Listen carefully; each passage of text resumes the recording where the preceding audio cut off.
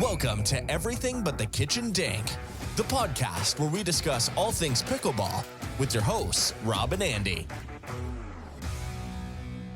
Welcome back to Everything But the Kitchen Dink. Welcome back, everybody.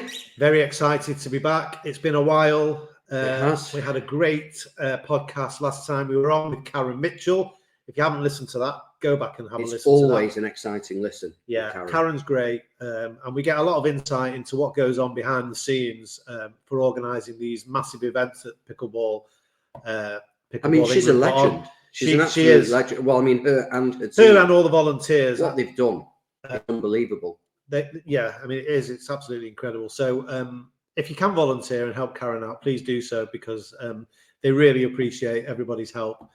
So if you can do that. Yeah, and if you've not listened to it, give it a listen. And also a great insight into the upcoming Open, which is flying upon us. I keep saying it's silly season now for pickleball. It really is. That's the excuse I'm giving my wife now because we've played so much recently and it's going to get worse. So I just say it's silly season. It's almost like, it's coming. There isn't really a season. It's almost coming to the end. If the Open is the end of the season, we've got so much, which we'll get into. But so give that a listen. It's amazing the growth. I can't believe it, really. Yeah, it is. And I've actually got the two girls that we interviewed while we were in America last time, who started from nothing with no racket background. Yeah. I've got them to come over for this. Yeah, they're coming over for the Open, aren't they? Yeah, so I'm really excited. Yeah, that'll be really good. No pressure on me or anything. Well, it'd be nice to see them. We've not seen them for a while, and they're really good players. So it'd be good to see how they get on. Yeah, it'd be interesting to see. They're paying someone 5-0, aren't they? Yeah, and also playing outside the whole time for their careers. Suddenly they're going to be inside. But I don't think that will sort of. You don't think? No, because it's the same courts, similar courts. Yeah, but it's the same balls. It's a slower game in America, isn't it? Possibly. Yeah, it's interesting. We'll see how they get on. I'm looking forward to that. So what have we been up to? Well, it's been quite an eventful couple of weeks, hasn't it? Yes, it has. Well, we've got fans at the door. Yeah, I get that a lot. Someone's found out where the studio is. The groupies are here. Yeah. Okay. So let's start with you. Okay. What have you been up to? Well, more back pains, shoulder pains, arm pains. I don't want to start on a downer. But I've had a few health issues. Because there's no downer from me anymore. I've had a few health issues, not actually pickleball related. Right. So you're going to have another few weeks out. I'm going to have another few weeks out. I'm going to have a little operation, unfortunately. So it is annoying because I feel like I've just got back into my flow. I'm playing really well. Yeah. I'm You're enjoying at the top it. Of your game. Yeah, and I'm really enjoying it. And to have to then just be out for a couple of weeks. I mean, listen, it's a couple of weeks. It is what it is. Well, originally it was 4, but you negotiated with the doctor. Negotiated. I was like, well, I play pickleball, and he's like, well, what's pickleball? I said, did he say that? Yeah, I said it's a racket sport, and he said this thing is actually going to be on my chest, so I can't really swing. The more swinging for you. So I negotiated 2 weeks when the stitches come out. So. Which is important because we have an event. Yeah, we have a major event. Yeah.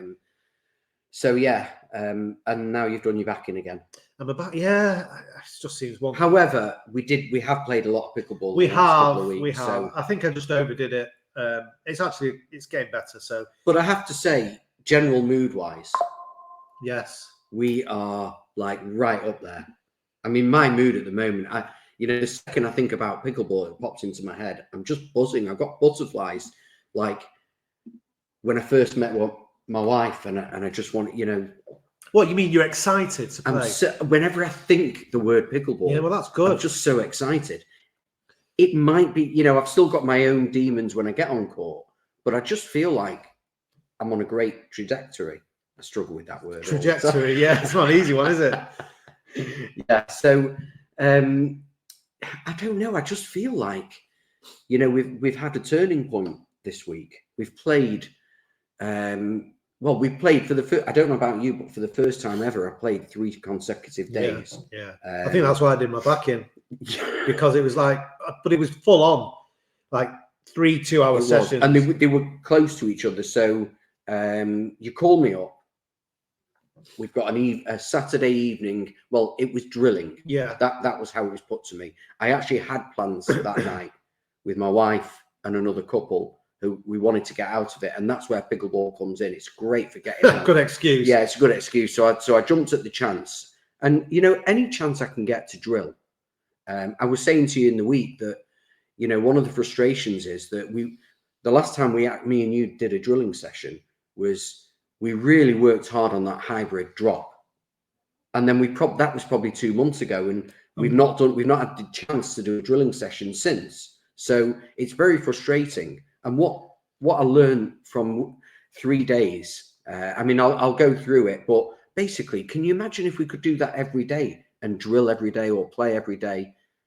That made me realize, it made me really sad actually, that I could see a difference in my game and my mentality just from playing 3 consecutive days. The problem is, playing 3 consecutive days.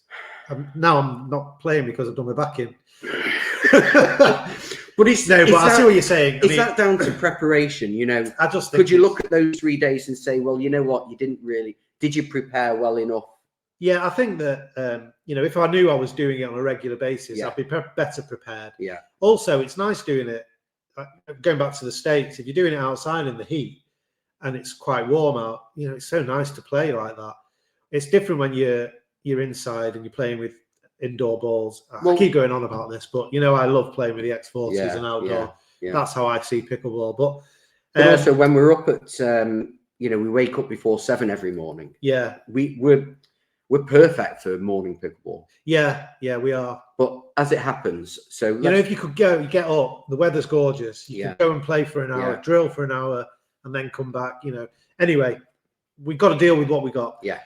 So we did, and so we went to this session. It was a Saturday evening session. It was a session like no other. Well, originally it was supposed to be a drilling session. Yeah. But that soon goes out the window when there's. Well, then you decided you wanted to come. We had 3 of us, so we thought we might as well make it 4. So we got someone else, and it was a really good session because we played games, but we played together the whole time, which was great for us. Yeah, we don't often get the chance. We don't get the chance to practice together.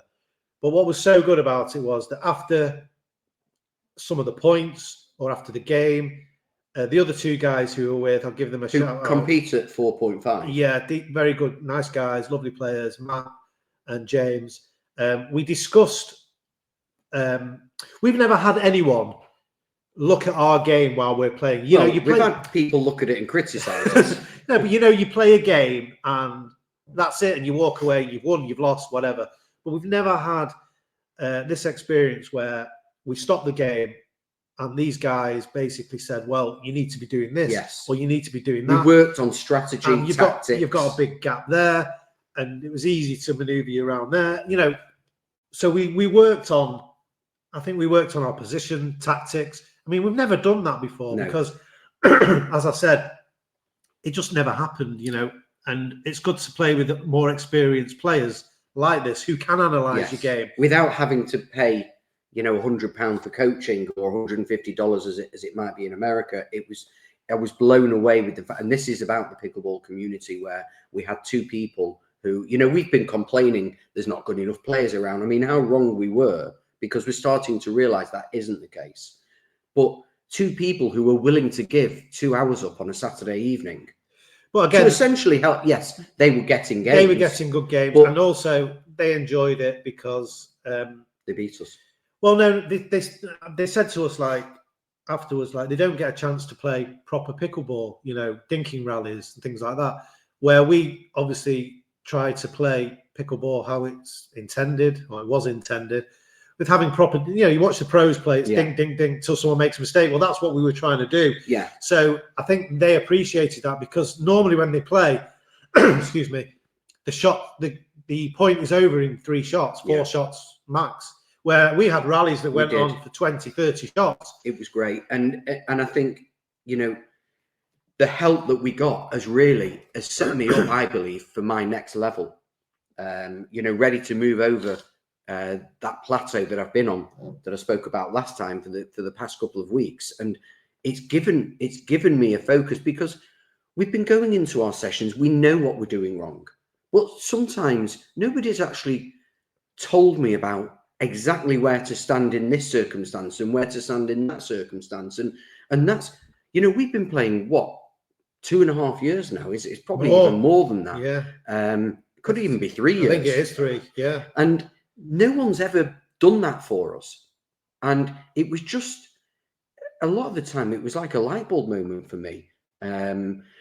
It's still a process. Don't get me wrong. It didn't turn me into a 5.0 overnight. But it was great for me to ask those questions when I hit something wrong, and I could stop the game and say, what did I do wrong? Where am I going wrong? What should I have done? You know, there's many instances that I'm still trying to figure out that, you know, for example, when I do a great serve and the ball pops back, I tend to rush in and smash it into the net. And then I could stop and say, look, what am I supposed to do there? And then we would have a discussion. And it was just fantastic. And I felt it was the best. It wasn't a drilling session, but it was. And it was the best one I've ever had. For me, I thought it helped in. I got a real frog in my throat. Excuse me. For me, I thought it was great because it helped us as a pair. Yes. And we've never really had that before. So as a pair, it helped with more like where you should be when I'm moving over here, or where, you know, just things like that really helped. And I think it really helped you as well. So yeah, it was great. And we'll do it again. I think the one other thing that we learned from this is, you know, we stacked for a long time. And if you don't know what stacking is, it's where you play with a regular partner, but you both stay on your same side. So it allows somebody that if somebody's got a better forehand than you, they stay on that side. And it also means that you both know where you're going to be. And that is very helpful. And it is very helpful for us. I mean, we've been doing it a long time. But we've also talked about getting rid of it as well. And now I realise, you know, I used to worry that we'd turn up in a tournament, we'd be stacking, and then what do you think? You think that the other side is automatically thinking, oh, these guys think they're shit hot, they're stacking. But it's not about that. And there shouldn't be a stigma attached to stacking. It's purely about knowing where your partner's going to be and where you're going to be. And also who's better at what shots. You know, if the forehand's better, obviously you're better off on the left. If your backhand's better, then you're perfect on the right for that backhand. Yeah. And it works well for us. And, you know, we've been doing it a long time, but I think now we've sort of resigned to the fact that this is the way we need to go with it and stop messing around, like changing things. We need to stick with it. We do it when we play in social play and in competitions, and it works for us. So that's how we carry on. Yeah. And I think also there is a change. I don't know how everyone else is finding it out there. I mean, obviously in America, it's a different setup. You don't have clubs. You just go and play with who you want to play. But in England, it's very much on a club basis. So a lot of clubs, you just play, you mix up. Everybody uses an app, a random generator for games. And so we don't get the practice as much as we should do because we can't just go and get private court time. I remember the first club we used to be at, they wouldn't let us play together. So they used to say, well, if you want to play together, go and get your own court time. So what do? You call up a place and they've got no availability. But it is changing more and more now. Clubs are being made aware of this. Pickleball is growing massively, and you can see it because of all the tournaments, events they're putting on all over the country now, not just down south, but also up here in the north. There's a lot happening. So it's really positive for pickleball. I'm really excited for the future of it because I was a bit downhearted with paddle and the way things were popping up. But I think I can see the light at the end of the tunnel now for pickleball, and I think that's fantastic. What you got there? You ready? I just wanted to touch on this for people who are just getting into pickleball, who don't know their rating and would like to know. This is a swerve from the topic. Yeah, it is, but I forgot I had it, but I want to mention it because you're worried you'll forget if you don't. Yeah, say it now. A lot of people don't know what rating they are in pickleball or how to rate themselves. So I found this little guide on how to rate. So 2.0 to 2.5, you're classed as a novice or a newbie. And it basically says you need to, I know where to stand at the beginning of each point. I usually get my serves in. I usually let the return of serve bounce. I'm getting the hang of keeping score. I can often keep the ball in play. And I know what a dink shot is. So if you can do all that, you're a 2.5. I don't know where to stand. So low to intermediate, 3.0. I have the basic rules down. I'm working on getting my serves and return, or serves deeper. I'm working on getting my dinks shallower, lower. I'm capable of hitting a few dinks in a row. I can usually hit my backhand shots when I need to. I'm trying to add more power or softness to my game. I'm finding this very interesting. Well, the thing is, it's, you know, we're coming up to tournament season, the Open's coming up, and there's going to be plenty of people who are first-time tournament players, and they won't know where to go in. Exactly. So I hope this guide is helpful. So then we go on to 3.5, which is high intermediate. I know most of the rules, including net rules, net post issues, non-body zone, etc. My serves and returns are almost always deep. I sometimes try to hit a third shot drop. I try to be strategic about how and where I hit the ball. I have a wide variety of shots in my arsenal. Don't mention Arsenal. I actively work with my partner to win the point. So that's 3.5. Now, let me know if you think you're a 4.0. Okay. Because this is the 4.0 criteria. Fine. So this is interesting. I can often anticipate my opponent's shots. I often finish the point when my opponent gives me an opening. I'm usually consistent with drop shots and dink shots. I almost always play at the non-volley zone line. With a good partner, I can cover almost any shot. I try to be patient and wait for the opening. I know, it's a lot, isn't it? Yeah. So that's 4.0 advance. And then 4.5 to 5.0. Is this the top one? Yeah. I can consistently convert a hard shot to a soft shot. I am almost always patient and wait for the opening. I rarely make unforced errors. I consistently use a power and finesse to my advantage. I can easily sustain a rally of 40 or more shots. I have completed and won in tournaments at the 4.5 level or higher. Now, that one about 40 shots. I reckon I'm in that category. It's interesting because, as we were saying before, when we played the other night, we were getting up to probably about 20 odd shots at some points. But now you watch most games, and as I said earlier, they're over in 4 to 5 shots. I mean, that chart was around when we started. And I think it's helpful if you've never competed, you don't have a duper rating. But I think there's if you're a 4.0, you've got some of the bits of a 4.5. You've got some of the bits of a 3.5. You might make certain errors in certain circumstances and be great in others. So I think it's too generalized now. I think it's probably a little bit But also outdated, the game's changed. But very helpful for beginners. Yeah, I think I just wanted to put it out there, give you an idea. But I don't think you can pigeonhole anymore. And also, once you've entered a tournament, you have a rating regardless. So, but thanks for that. Yeah, I just thought I'd throw it in there for people that were just getting into the sport and didn't have an idea. Because I get asked this question all the time. What rating am I? Yeah. Well, that gives you a guide on to where you need to be or where you are as well. Yeah.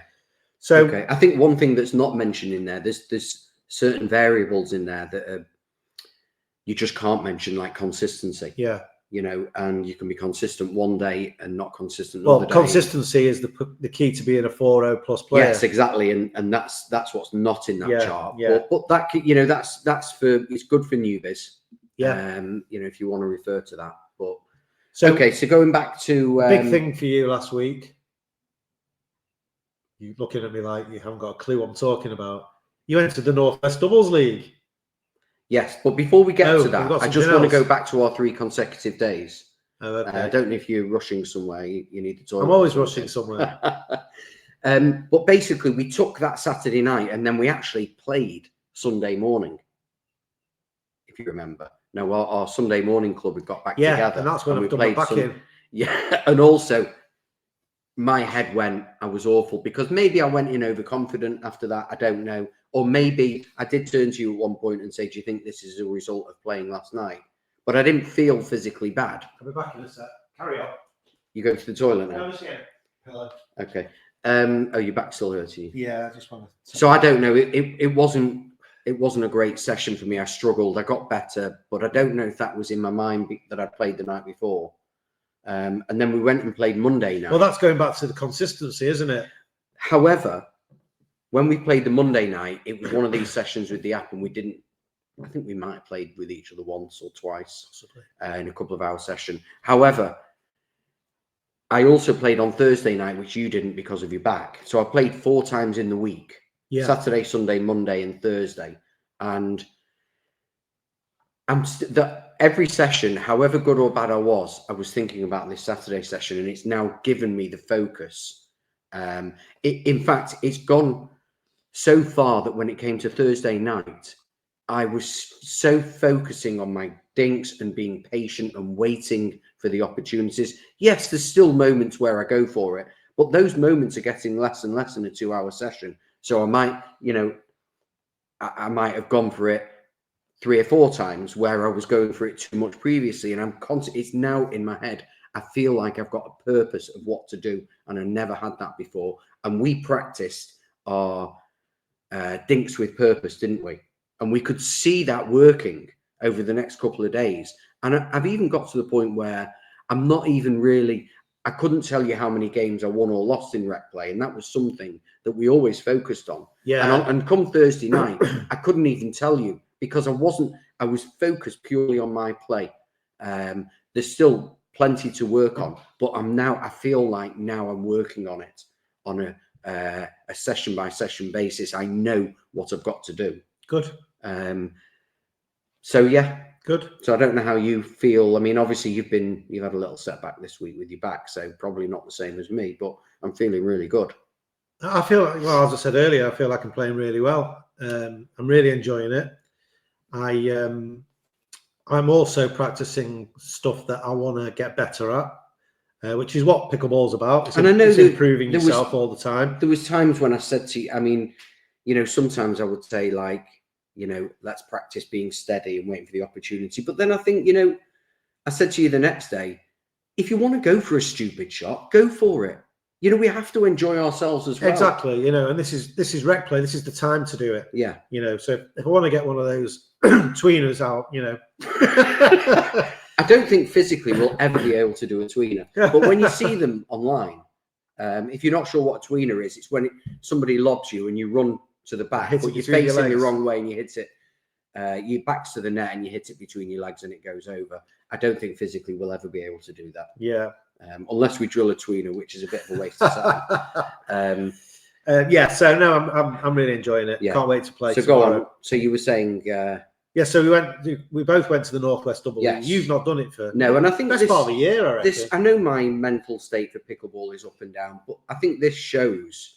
And I'm glad you went back. Yeah, this shows that I'm more comfortable now, and I was always scared. I had a fear of this Northwest League where it's very random. It can be very random.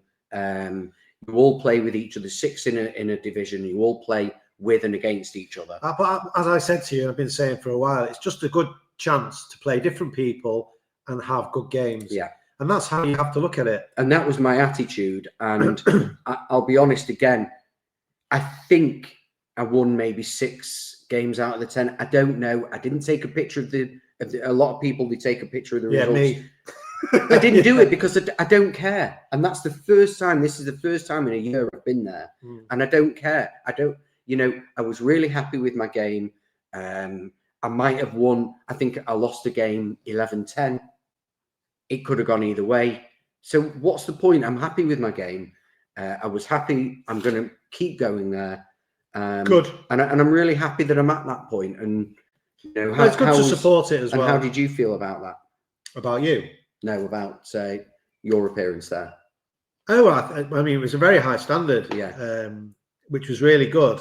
The games were just great. I loved it. We had some great games, and I really enjoyed it. I think our games overran. We were the last to finish. Our games lasted so long; they were all so close. Yeah, it's just great games. And again, if you're fairly new to the sport in the UK, look out for your regional league because they're all over the country. What was interesting to see was some really good talent coming into it. Thank you.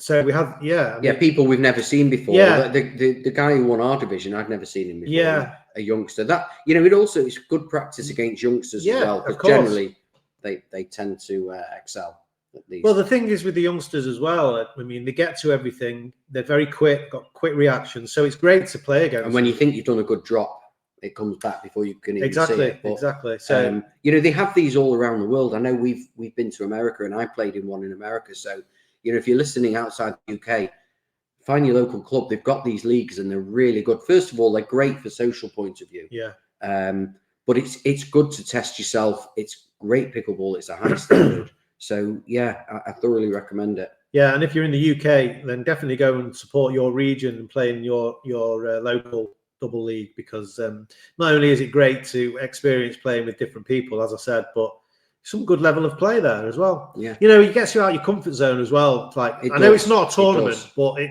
puts you in that tournament environment, which we all need. It can be difficult at times because, you know, you could play with someone and you have a terrible game together, and then that you play against that person, and then suddenly they're awesome. Yeah, it happens. And you know, there's 3 or 4 games that can go either way. Yeah. So it doesn't matter. It's just great. It's just great on so many levels. Yeah. And speaking of tournaments, we're heading off to our first tournament away abroad that we've ever done, the two of us together, isn't it? Yeah. It's been a long time coming. We booked this ages ago. It has. And it's a well-established tournament in Rota, in Spain. I think I'm more nervous about the hire car. Me driving it. Yeah.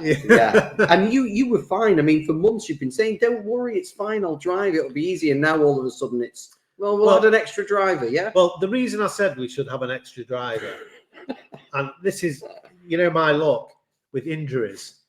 I just thought, if I go over on my ankle or I do something and I can't drive, what are we going to do? Okay, we'll go with. I mean, I'm hoping that I don't injure myself, and I'm happy to drive. It doesn't bother me. I like driving in foreign countries because I just go crazy. You don't want to hear that, do you? Well, they're all crazy on the continent. Yeah, exactly. Yeah. So I just think it's best that we're both on there just in case.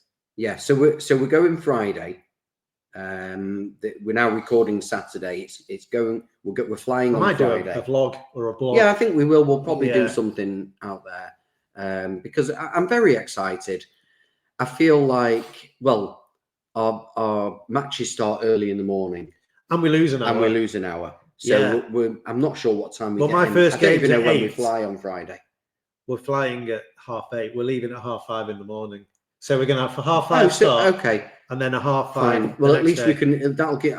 If we were getting there in the evening, I'd be worried we wouldn't get practice. So yeah, we'll be there. At least we'll get practice. I'm really excited. We do have experience of playing outside. That's something. Yeah, we do. Not much, but we have a bit. Not much, but you know, we've done it before. Now, the interesting thing is, you bought, and this is for anybody out there, anywhere in the world where it's sunny. So if you go and make a cup of tea if you're in Manchester. Tell us about your t-shirts. You bought special t-shirts. I didn't even know these existed. Yeah, so I never knew they existed. Yeah. But after I got this, well, anyway, when I got told. Somebody told you. Somebody told me, because I always wear a t-shirt on holiday, to be honest, because I've got a few moles on my body and I worry about the sun. Upsetting people. They're a bit unsightly. Yeah. I worry about, So I was told to get these Factor 50 t-shirts, which I never knew existed before.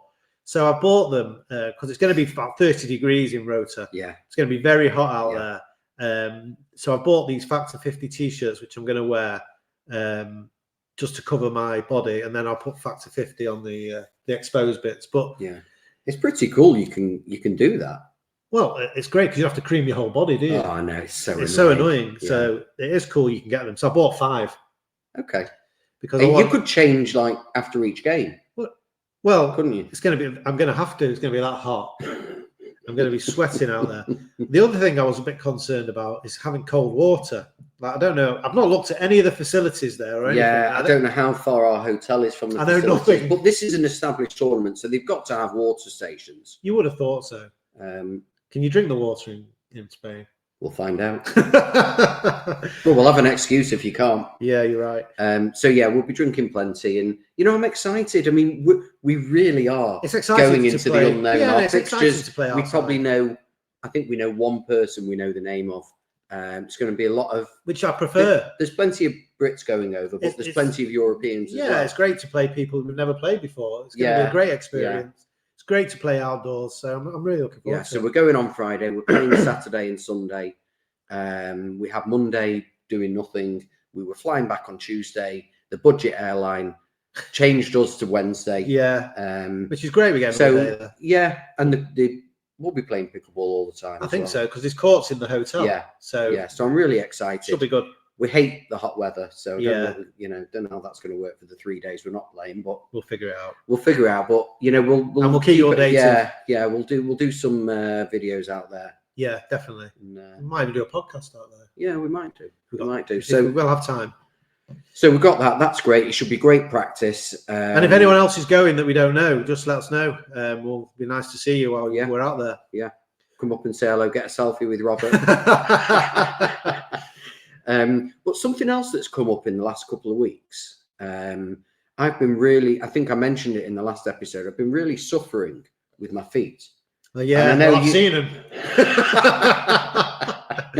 So I understand your pain. You've had plantar fasciitis, which is quite common, haven't you? Yeah, not everything. Yeah, that's true. But that's not stopped you playing. No, it hasn't. And recently, I don't know if it's playing on the hard courts. I feel like this started after Telford. But I've also, in the last year, we've had a puppy and I've been walking a lot more and I've not really been wearing supportive shoes.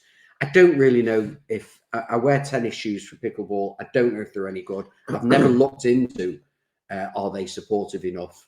It's very difficult to find, but I think what's been I thought I had that, so I started looking into what to wear. I started doing some research. It turned out that the pain I had was on the balls of my feet, and plantar fasciitis is the arch of your foot and your heel.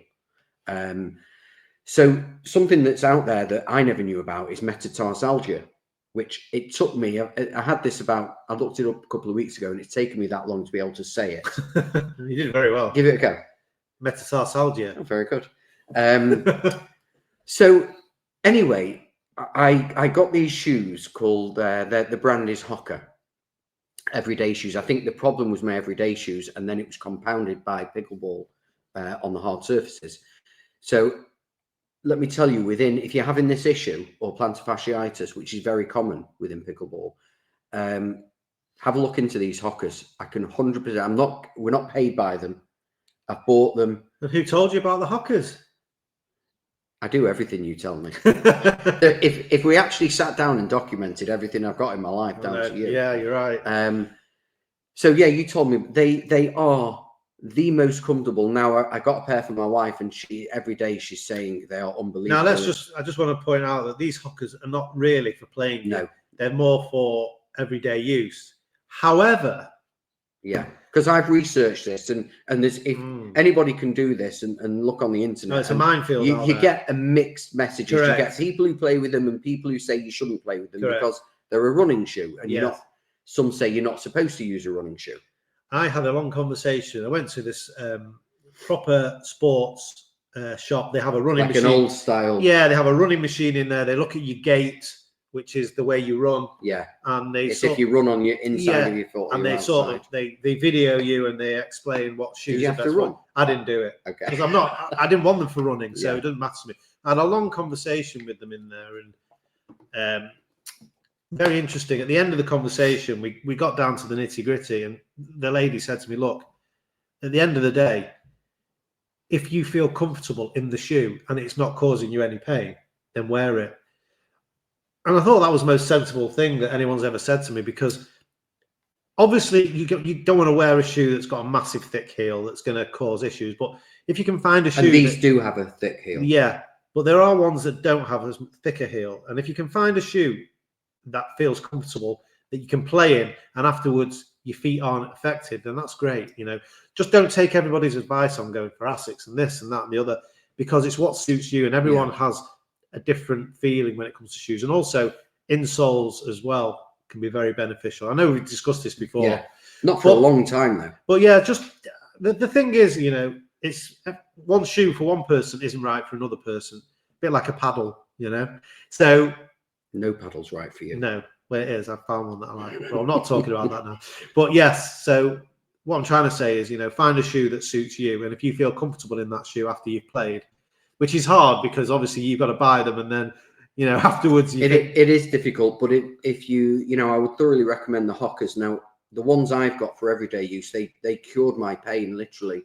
I could feel the difference within 24 hours, and within 48 hours, I could then wear a non-supportive shoe and I wouldn't be in pain. And that's what was happening before. Yeah, so they have helped you on a daily basis. And now you've got a different pair. You've also bought the Hocker sliders, haven't you? I did, because I was worried then that the problem when you've got plantar fasciitis or metatarsalgia is that when you go to a flat shoe, a slipper or a flip-flop, that's when the pain can come back. And that's what I found, that when I came out of these shoes, I could still feel it for the first couple of days. And so I actually bought the sliders as well, so that when we go away to Rota, I can use them and not have to worry about the pain coming back.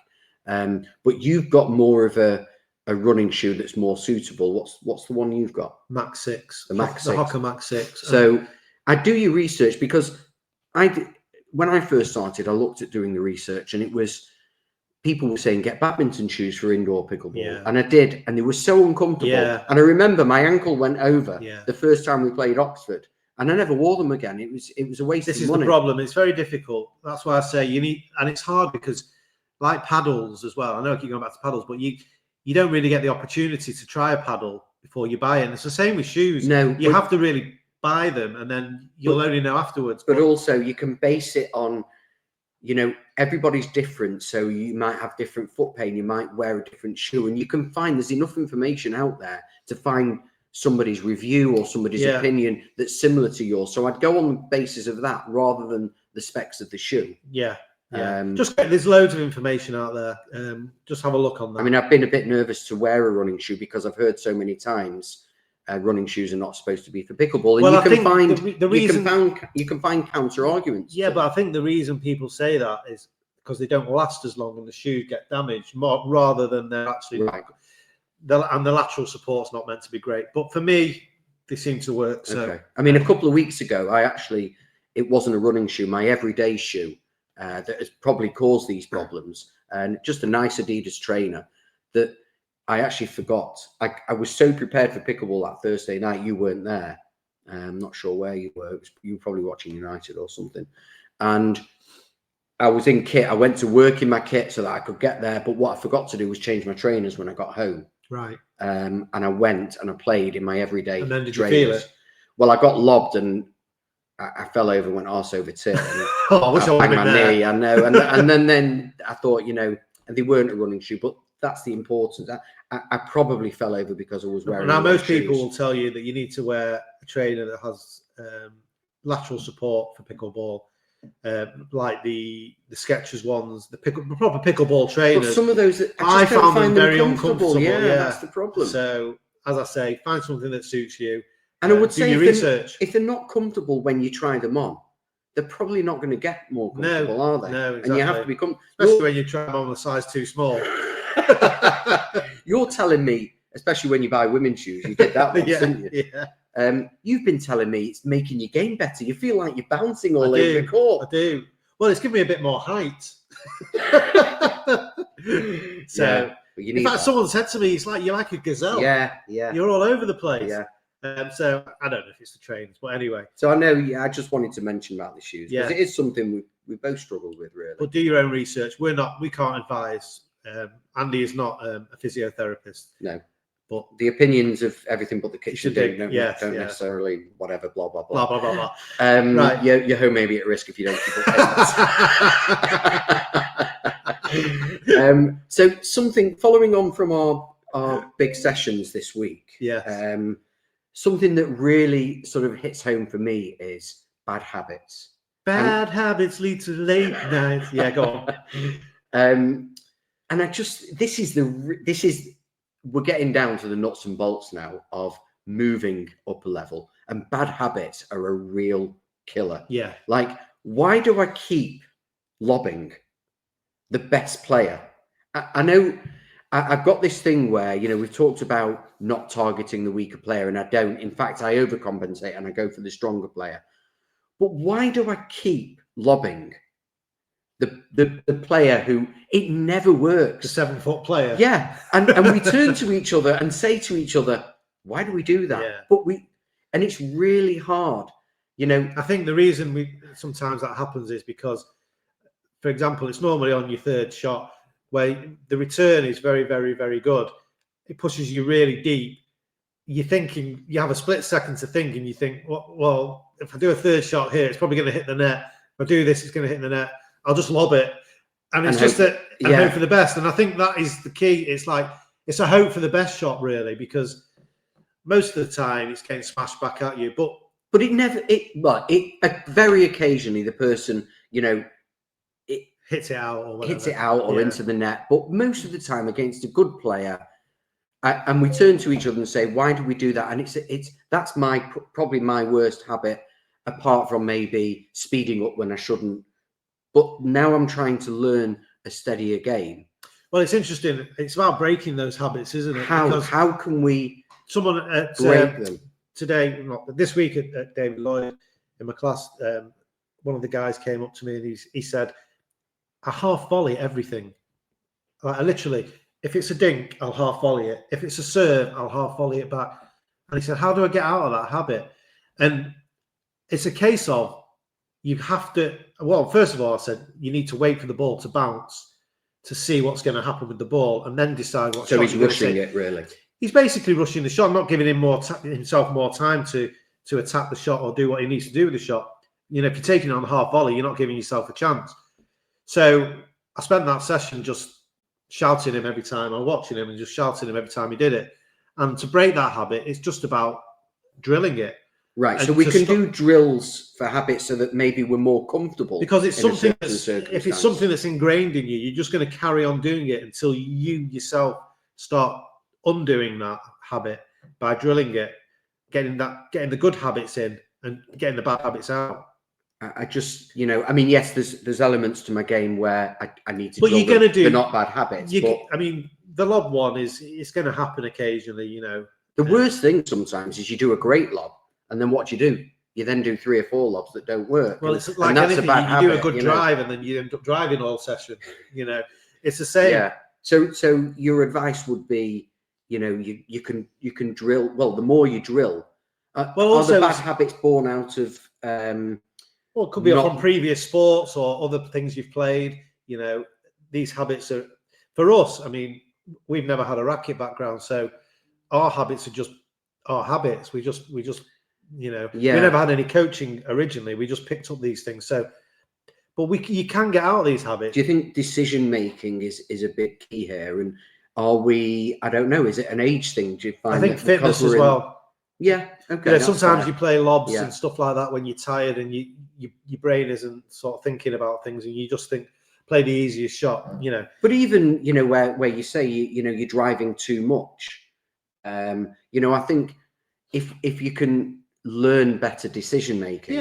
I go on there consciously now, trying to not finish the point unless it's popped up. Well, that's it, but it's very hard. And you know, as I said, most points are finishing in 3 or 4 shots, and that's because the third shots are probably not good enough. People are probably lobbing them, trying to do their third shot. They're a bit high, and they're getting finished. You know, so the point's over. Yeah. So it's really about you drilling the shots. The third shot is probably the most important, in my opinion, because that sets up the rally. Yeah. So, yeah. Okay.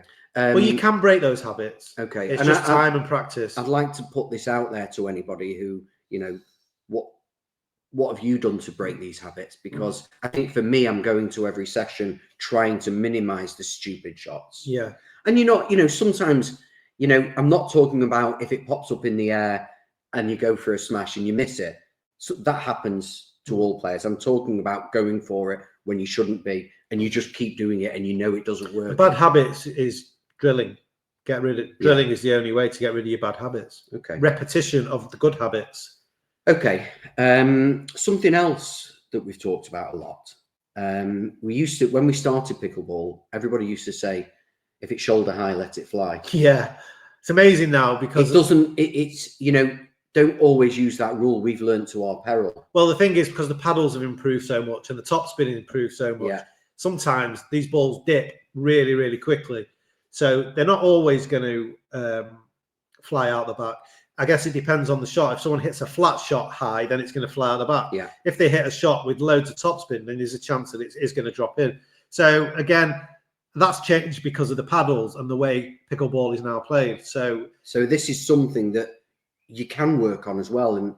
And, you can, one of the keys actually sometimes is you can actually, if you watch the wind up, sometimes a player gives a tell, don't they? And the best ones sometimes are where I've said to you this week, that was really well disguised. But sometimes you can see a big wind up, and then you know it's going out. So look at the body language of the player. Sometimes you're not going to get it right. The amount of people that hit balls though that are flying out is incredible. We could win so many more points just leaving the ball half the time, especially with like the outdoor balls, the Franklin X40s, because they do fly.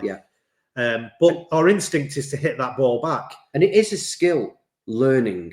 And you can drill it. I've seen these drills where there's two of you and you hit the ball and the other person has to call whether it's going to land in or out. And it's great practice. So just don't take it for granted that if it's head high or shoulder high, let it fly. Just okay.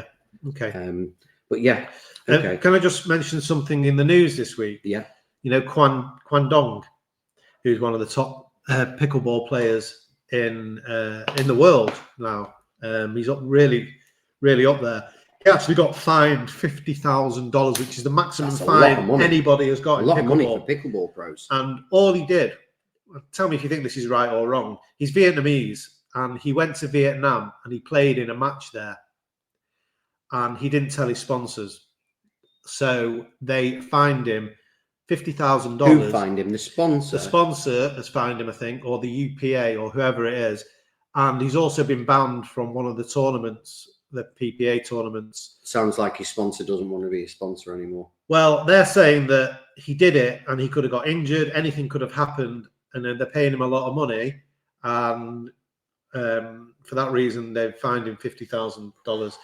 Which actually I think is a good thing, because it really makes pickleball look like a professional sport. You do something wrong, you get punished.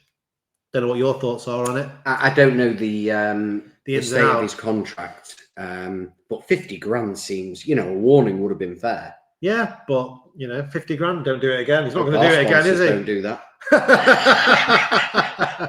Yeah. But just to finish off. Oh, actually, not to finish off, but I just want to say... You're rushing to need the toilet. I'm not at breakfast.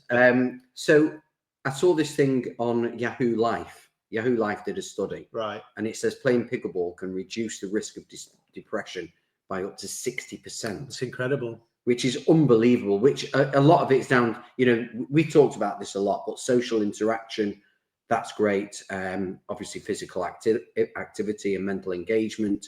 They're the key things. What it doesn't say is that it increases my anxiety by 60%.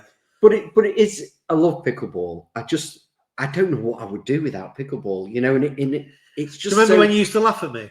Yeah, for playing pickleball. Well, there's always something to laugh at you about. It was amazing back in the day when I used to take the piss out of you. Yeah, exactly. And now, I don't know. But it takes over your life. And I think we all need to be out there. We've had some ridicule, but we need to be out there pushing people to play. Look, if you've got a neighbor who, is not, he's suffering a bit, it can change people's lives. People don't realize this, and a lot of other sports don't do that. This pickleball is not really, I don't know anyone who just sort of doesn't get consumed by pickleball. You don't just go and can't be bothered. No. It's an all-in. Everybody wants to get better. It's just great. People are going on holidays together for pickleball. It's just amazing. Apart from the anxiety part that we get. But, before we do wrap up, I just want to mention it was the Franklin Premier League draft this week, and I just want to say congratulations to everybody who got picked for that. And it should be interesting to watch. I don't know what I was about to say. It should be interesting to watch what happens with that. If you don't know what that is it's the UK's attempt at a professional MLB style league where you have it's teams and franchises, and you know, it's good for the sport. I would like the future to be a Pickleball England MLP style where where it's preparation all year, and everybody that goes to tournaments, you are picked based on your performance over that year. That would be the future for me, where it's it's a circuit. So you have a professional circuit. But I guess you're going to need money for that, because people can't just not work. So will it pay enough for them to do that? But it's a professional. It's what we've got here as a professional pickleball league. Yeah. But it would be nice to see it evolve into something where, you know, there are so many good players around the country that are not known. No. That it would be nice if every month there was a platform for people around the country to be able to take part, so that they get known. Yes. Whereas at the moment it's too localized. Yeah. And a lot of people aren't. And I understand that. It's and I know they had a tryout, but a lot of people couldn't make the tryouts. And you know, so it would be nice if it evolved into a professional league. You know, you're right, you need money, and money will come in time. And I'm just saying, this is where I'd like it to go. Yeah. Well, good luck to everyone that's in it, and congratulations. Congrats. And if you didn't get in it, don't worry. There's a lot of people didn't get in. And there's other things happening. You know, and hopefully one time it will be based on merit alone, and that would be great. And I understand it is where it is now, and the organisers are doing a fantastic job. And good luck to everyone. Just to finish off, our prize draw will be announced as well. So look out on the socials for that. We picked the winner. The winner was picked. We'll put the video out of us doing it, and so look out for your name if you've entered that. And good luck for that. And thanks for listening. Yeah, we've got a lot of good stuff coming up. We've got a couple of interviews coming up that are going to be great. We'll have our Rota stories, Rota stories. Is it Rota or Rota? Or Roti. Roti. I love a good Roti. But we'll have all that. You know, keep your questions coming in, your feedback. It's great. Thanks for keeping us going. And thanks for listening. Have a great week.